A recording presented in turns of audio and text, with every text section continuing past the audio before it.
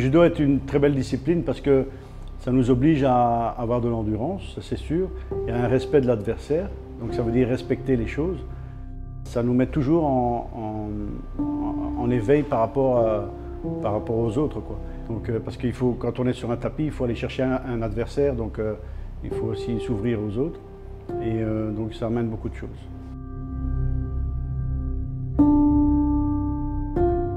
Il faut savoir que dans ma famille, mon père est chef 2 étoiles, un restaurant, donc il avait un restaurant.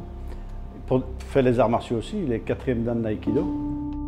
Et donc moi, depuis tout petit, j'ai fait du judo, du karaté, j'ai fait de l'aïkido aussi, un peu de boxe.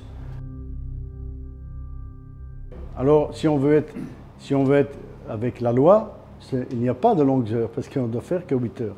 Mais c'est un métier où j'explique souvent aux jeunes que tout ce qu'on va apprendre, c'est surtout après les heures. Parce que pendant les heures, c'est le travail quotidien. Donc on évolue, mais tout doucement. Tout doucement, on apprend à tenir une poche, on apprend. Mais c'est le soir, après les heures, on prend une poche et on fait pendant 1 heure, 2 heures. C'est la même chose au judo. Vous prenez le judo européen, on va faire 3 fois une prise, et puis stop, parce que au Japon, c'est tout le cours, on fait une prise. Et c'est comme ça qu'on apprend à devenir bon.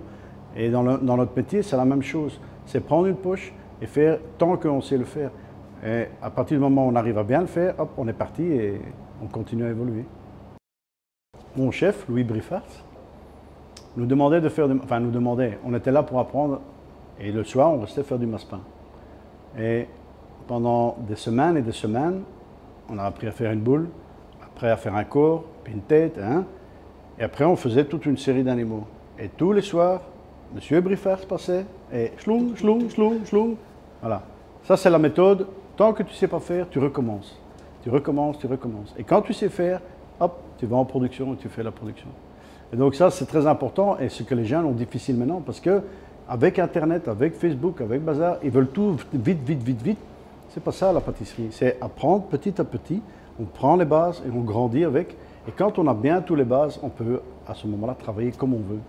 Mais c'est important de vraiment tout le temps maîtriser la matière qu'on est occupé à travailler. Les poches, c'est la même chose. On prend une poche et on poche tant qu'on sait faire un beau trait. Et voilà.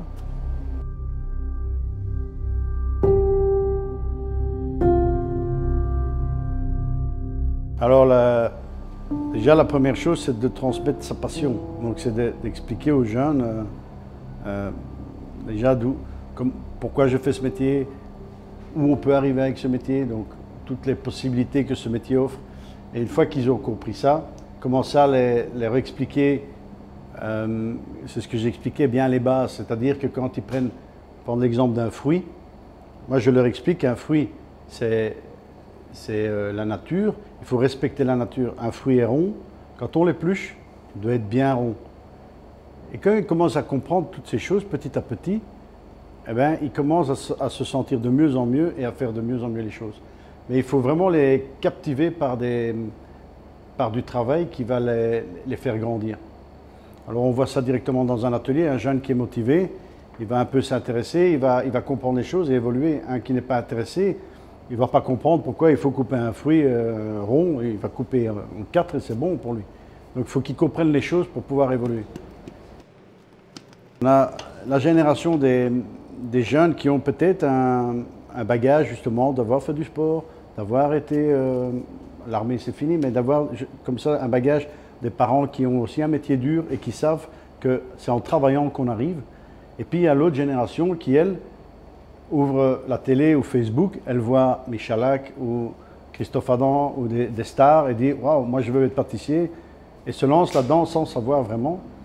Donc, je pense que même que les jeunes ne savent pas toujours où ils se lancent. Et quand ils arrivent dans le métier, ils sont un peu surpris.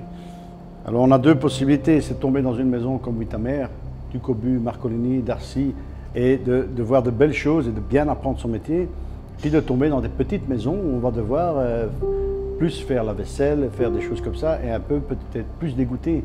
Mais ces gens-là, souvent, sont plus accrochés à leur métier et veulent encore plus avancer parce qu'ils ont dur et doivent se battre pour ça.